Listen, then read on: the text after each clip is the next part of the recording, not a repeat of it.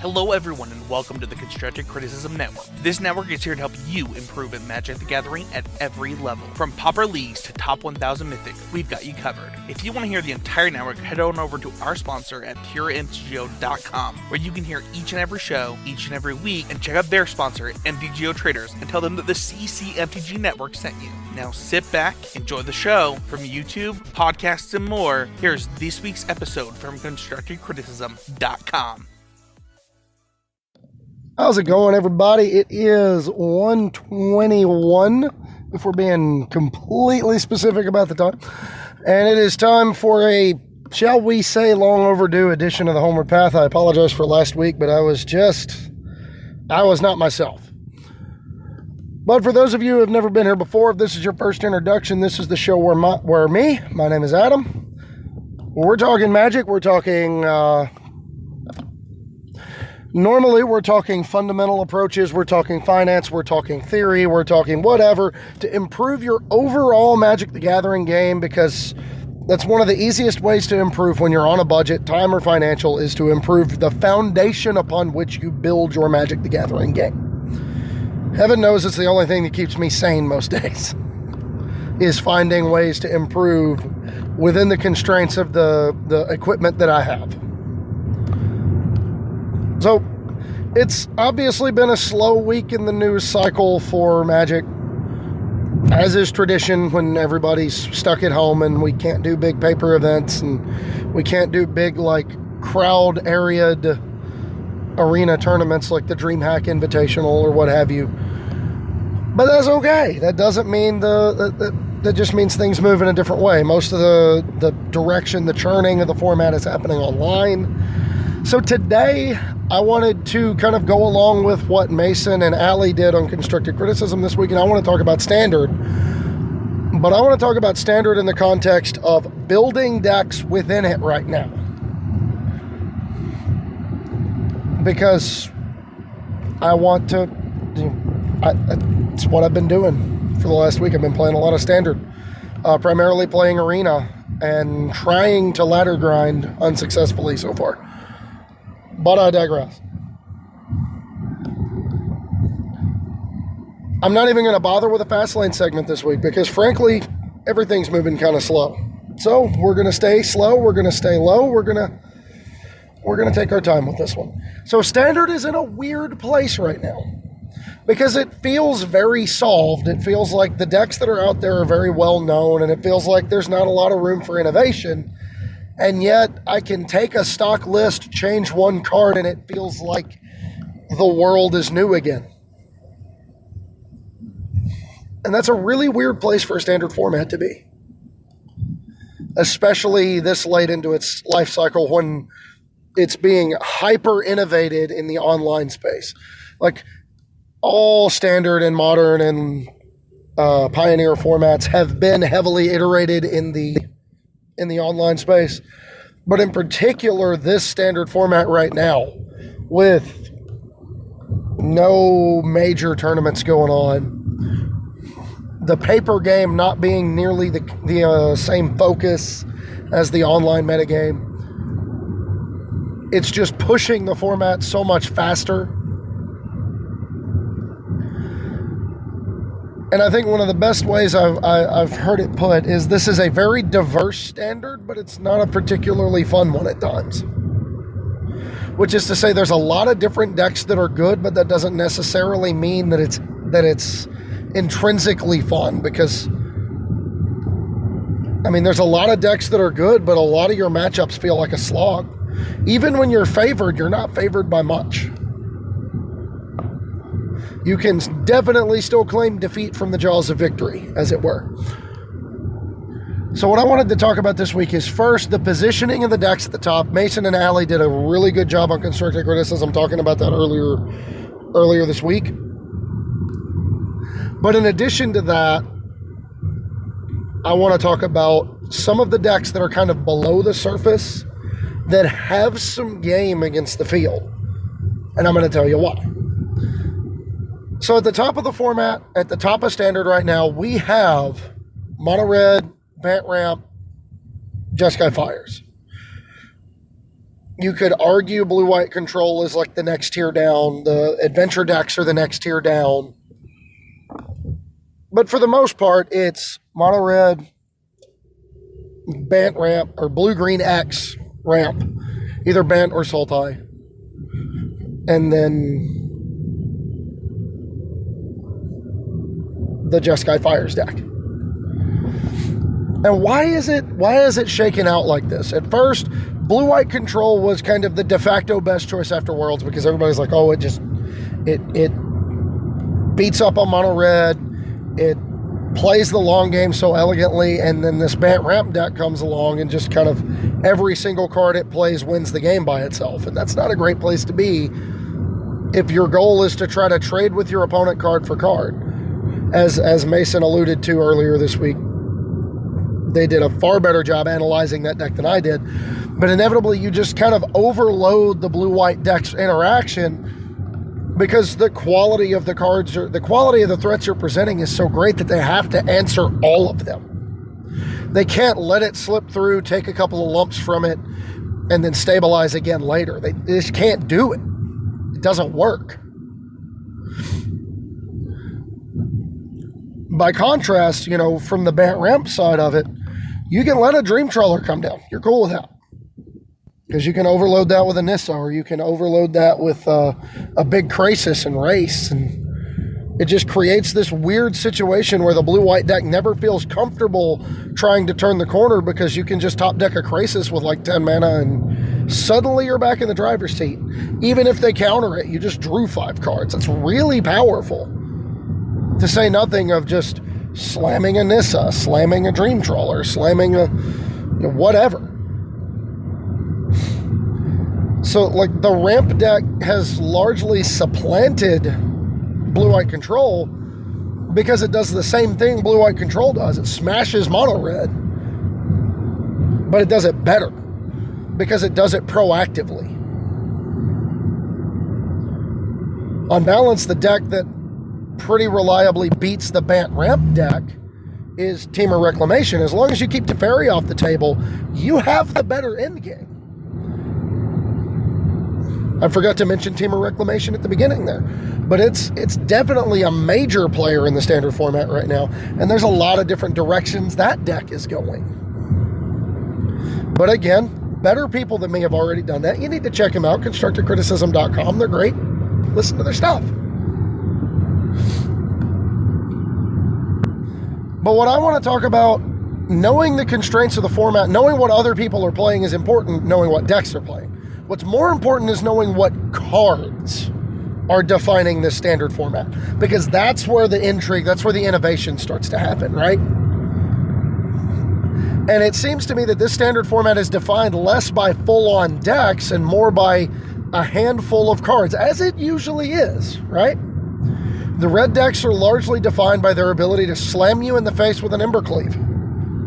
If you take away Embercleave from the red deck, it's kind of mopey and definitely doesn't win as much as it does. Still wins some, but the Cavalcade of Calamity version is probably superior if you don't have access to Embercleave.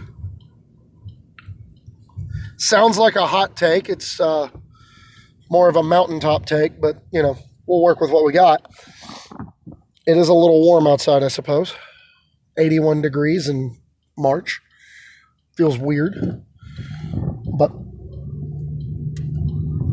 if you move away from trying to look at beating a deck and look at trying to insulate yourself against commonly played card effects, the format becomes a little bit more interesting. It becomes a little bit more fluid, a little bit more exciting. For example, the blue-white deck, the Bant ramp deck, the the Esper Hero, if you ever run into it, are largely based around the premise that using Teferi to buy time to set up Elspeth Conquers Death is a powerful line to take. By contrast, something like Simic Flash, Temur Reclamation, I would argue Temur Reclamation could probably adopt this at the very least. But something like Temur Reclamation, Bant ramp itself, Sultai ramp. Maybe there's a Teamer ramp deck out there. I don't know. I haven't seen it yet. The idea that going Growth Spiral into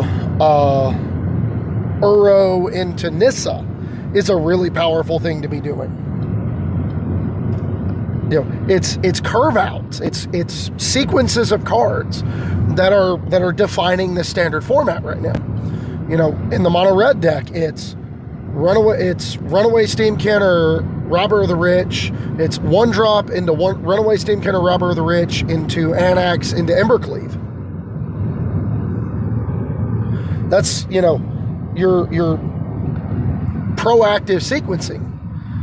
And that helps explain why the blue-white deck fell off so hard, because what is their proactive sequencing? Like Birth of Meletus into Tapland, Omen of the Sea, into Shatter the Sky, into Elspeth Conquers Death?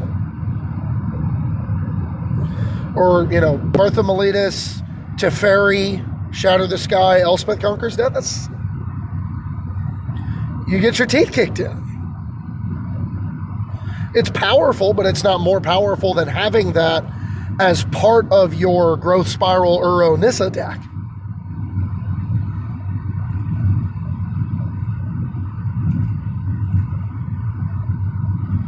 So the more I look at this standard format, the more I start to see kind of some underlying patterns, some underlying things to get into.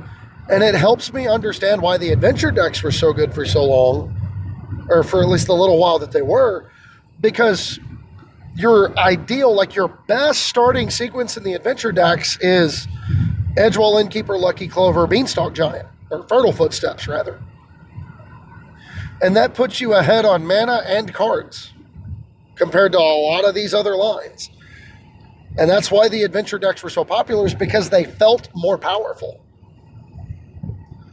Now, if you break up the synergies, your deck's still pretty good, but you can get bodied by cards like Shatter the Sky or Deafening Clarion or Storm's Wrath or Ritual of Soot.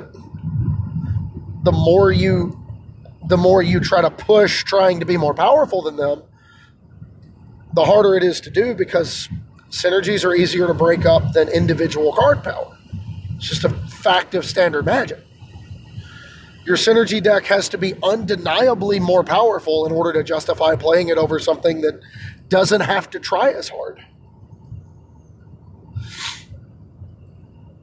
You know, Embercleave doesn't need synergy. You just need creatures attacking. Whether they're just red creatures or green and red creatures or black and red creatures doesn't really matter.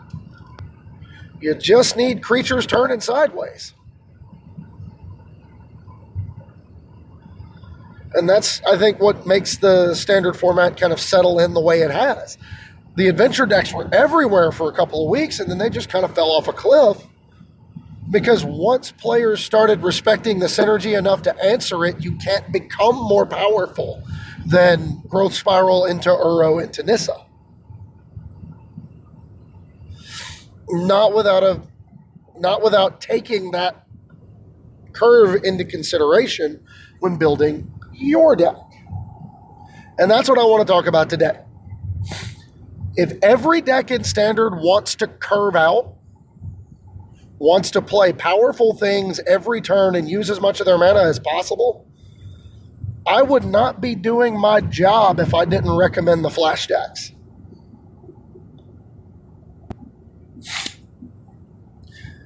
You get, you know, underneath the veneer of how power hungry this standard format is, there's a couple of engines that get under all that power right now. The red-black sacrifice deck and the Flash decks are both really good instruments to get in under all of this. In particular, Cauldron Familiar Witch's Oven is another engine, and then you surround it with appropriate support cards. The red-black version is a little more streamlined. The mana's better. You don't take as much damage from your mana base. You're not as susceptible to maybe some of the cards that the Flash deck wants to play that You can get bodied by the counter spells on your top end are really awkward when you're playing Jund. Whereas if you're playing Rakdos, your curve is really light. You're aggressive. You're getting in their face. Kroxa is another card that's powerful. And you just kind of create this unrelenting shell of proactivity that has just a little bit of grind spice to it that kind of occupies the proactive side of mid-range. And I like that because you still have a little bit of an edge against the red decks thanks to all of this, claim the Firstborn and Witch's Oven, Angrath's Rampage as you aggressively trade bodies off. Priest of the Forgotten Gods does a good job mopping stuff up. And if you can keep them down to one or less creatures on the table while you're just plinking away and gaining some life, while you're just valuing them out, while you're just making it that much more difficult for them to squeeze ahead. And then you have, like, Angrath's Rampage just makes them sacrifice Embercleave. It's so good. So, at the end of the day, and claim the Firstborn with a Witch's Oven active on an Anax is hilarious. Especially if you've got a couple of red pips on your side of the board. So that you can just brain them for like 4 or 5 and then make 2 1/1s. If you got a Mayhem Devil, you ping them for another 1. Ew. That's really good.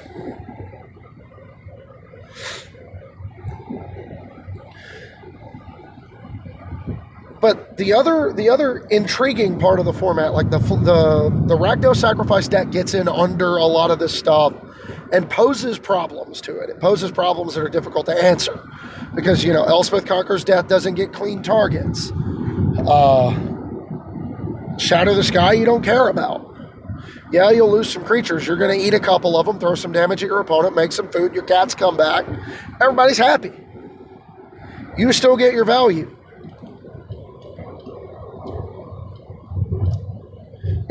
Uro's cool and all, but Uro costs less or 3 or less, so they can make him, and then you can claim him as the Firstborn and throw him at their head for 6, sacrifice him to a Witch's Oven, and make him escape it again. It's so powerful, so potent.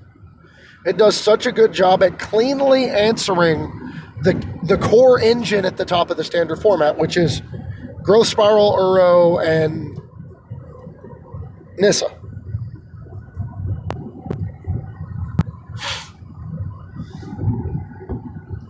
But the flash decks also do a really good job with that because it is really frustrating to pour all that effort into Growth Spiral, into Uro, and then have your Nissa get hit by an Ionize or a Sinister Sabotage.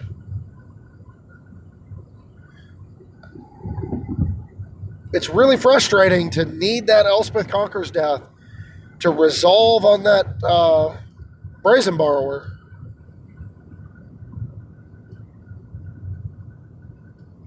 Only to have it counter.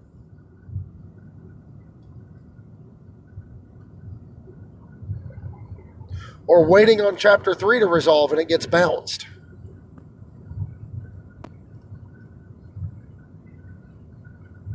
Or destroyed because a lot of your flash decks are playing green and they have access to Return to Nature after sideboard.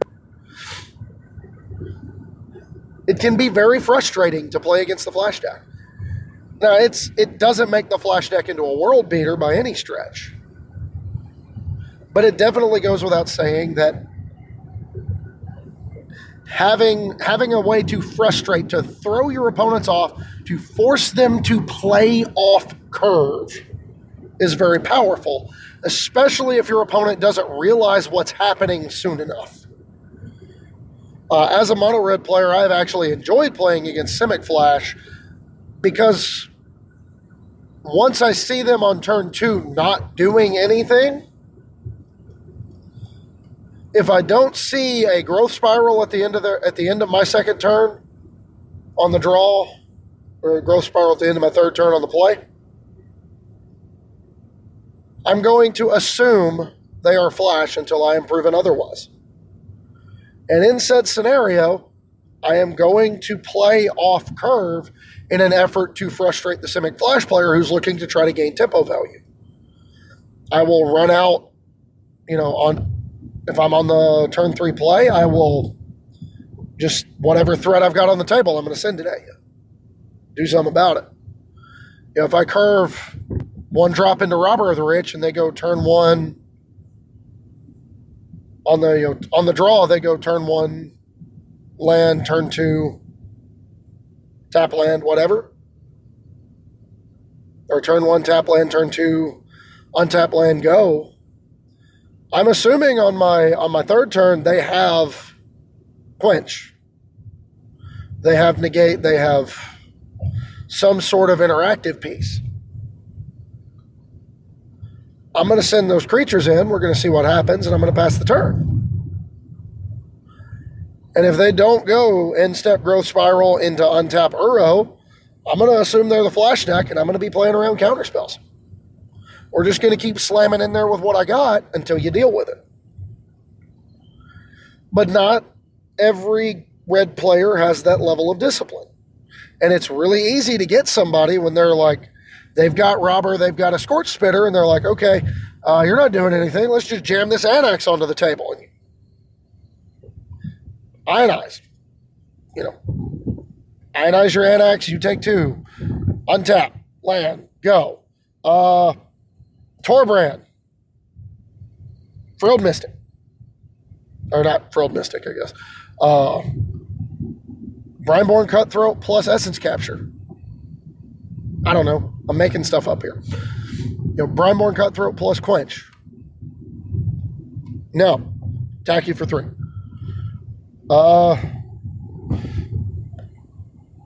Another Annex. Sinister Sabotage. Put a counter on Brineborn. Attack you for 4. And suddenly, things have started to spiral the other way.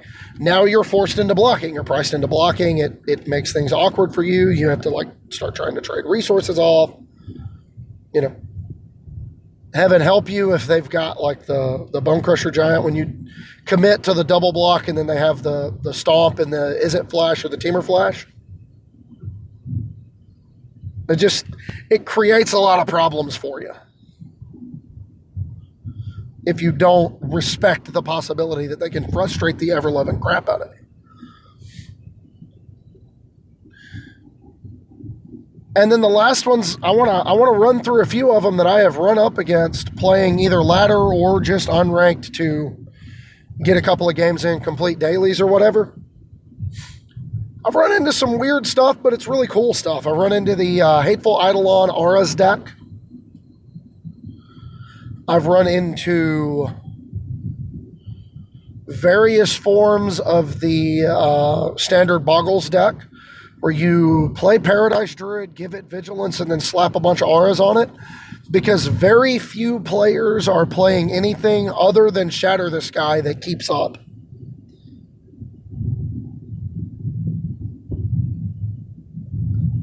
And it's very possible to save said creature in that instance.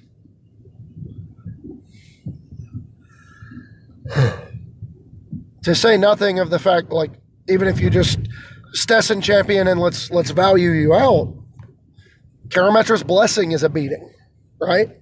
Because you blow up everything, but you can blow up everything, but don't try to spot removal that deck. Karametra's Blessing is dive down on steroids. Because you get protection. You don't get hexproof. You can use that offensively. That's ridiculous. So, what are you going to do?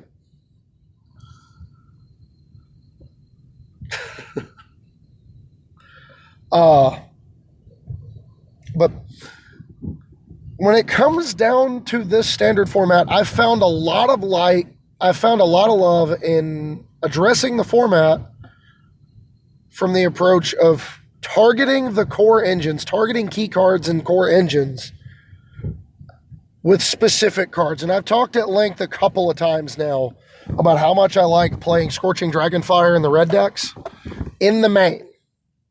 I know it's not trendy. I know it's not flashy. It's not what everybody's doing. But the red decks can have trouble beating Uro if it gets to escape. And one of the better ways to deal with it is to have access to a removal effect that will keep it from escaping. That also works in other matchups or against other cards. So Scorching Dragonfire stock for me is at an all-time high because it still does 90% of what you want your burn spell to do. And it takes some of the pressure off of Stomp when it comes to removing blockers, allowing it to go upstairs more often. Or allowing it to be used as an interesting piece when your opponent does something like block and protection effect. Or block with a creature that has protection. Because you can get them to block and then you can stomp their head, but then it says damage can't be prevented this turn, so the part where damage, prevent all damage, can't be damaged is dropped off of the protection effect and they still lose their creature. To say nothing of how much I love Scorching Dragonfire against exactly Uro and Kroxa, because they come down, activate both abilities, and in response, you put 3 damage on them, and then when they would die this turn, they exile. Well, if they're coming down from hand, they're going to die this turn. That's not good for you. Because now they exile. It also removes the land that Nissa animates as a blocker, which can sometimes mean the difference between an unopposed Nissa on the other side of the board and not an unopposed Nissa. Maybe you can just kill them if you have the Ember Cleave. You know, maybe you can instep Dragonfire the land, untap, attack Ember Cleave. Or instep Dragonfire the land, untap Robber the Rich, Ember Cleave, kill you. Or kill Nissa. So it's the kind of card that creates an interesting subgame because how it lines up against the other engines in the format. If it kills and exiles Teferi, one of the common lines for the blue-white deck is to try to Elspeth Conquer's Death its way back into Teferi. Well, if they Elspeth Conquer's Death and Teferi's not in the graveyard, they got to find something else. And if they haven't dumped a Dream Trawler or an Archon, they don't have anything else. So it can be difficult for them to win the game. It can be difficult for them to pull ahead. You can create that little window. On balance, one of the other decks I've had a lot of success with because of the fact that it targets the idea that nearly every deck in Standard wants to play heavily to the board is the blue-black board control deck. It is by no means a well-rounded deck. It is very good at one thing and one thing only, which is killing creatures. But it just so happens that killing creatures lines up really well against what everybody's doing right now. Now, I'm still working on it. I'm still tuning it. I'm still trying to get numbers right. But I've been playing it forever, so I'm really comfortable with it. And then having access to effects like Epic Downfall, which exiles Uro. That, they escape an Uro, I can exile it. So they don't get to escape it again. Yes, they've gotten 2 cards and 2 free land drops and 6 life off of it. But that's not what matters to this deck. What matters to this deck is keeping the board clear. We can deal with the rest of it. We'll worry about the rest of it later. Ritual of Soot lines up really well against a lot of the field, especially in the tier 2 areas where you're going to run into stuff like Boros Knights, Rakdos Knights, the red-black sacrifice deck, the adventure decks, respectively. Ritual of Soot kills everything in the adventure deck. It kills literally every creature in that deck that isn't named Beanstalk Giant. All of them. Dead. It blows up all the lands that Nissa made into creatures. Dead.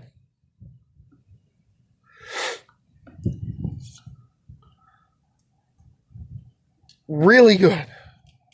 And a foundational piece to the blue-black board control deck.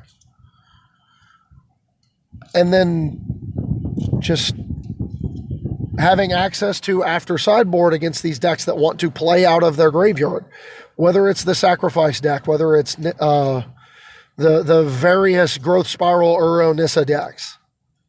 Having access to Ashiok Dreamrender to exile graveyards. It's really powerful.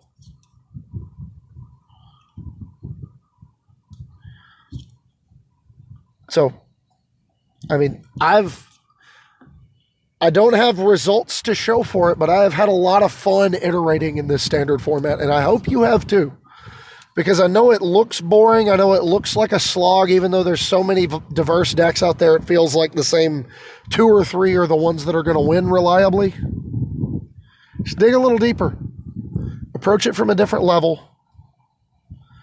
Bring them down to your level. Make them fight a fight they're not prepared to win. So,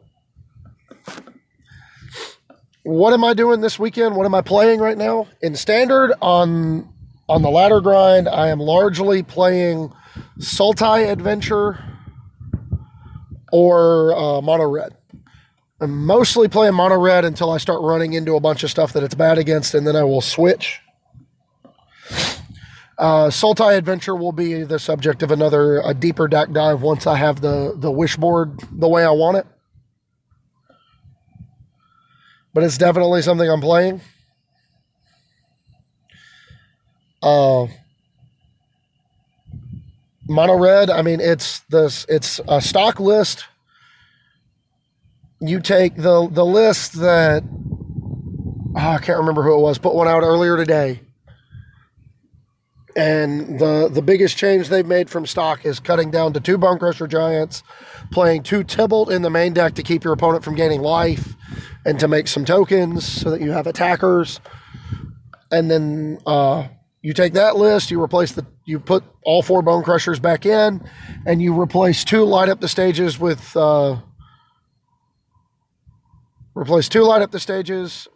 2 Scorching Dragonfire, and you have my deck list. Congratulations. I didn't try to reinvent the wheel with that one. The Mono Red deck is really quite good with Embercleave. If it dropped Embercleave, I would have to start looking into like splashing a color or something. But I mean, that's really all there is to it, folks. Standard feels like a slog. It feels gross. It feels horrible sometimes. But it's still really fun. Like, really fun. And I hope I'm going to see some of you later tonight. I'm going to be playing the F&M from Home event on Arena. I am still technically under quarantine at home. I had a coworker who visited her brother on Friday in another city. Came home, was at work all week, and found out Wednesday night that her brother had spiked a fever and was being tested for COVID-19.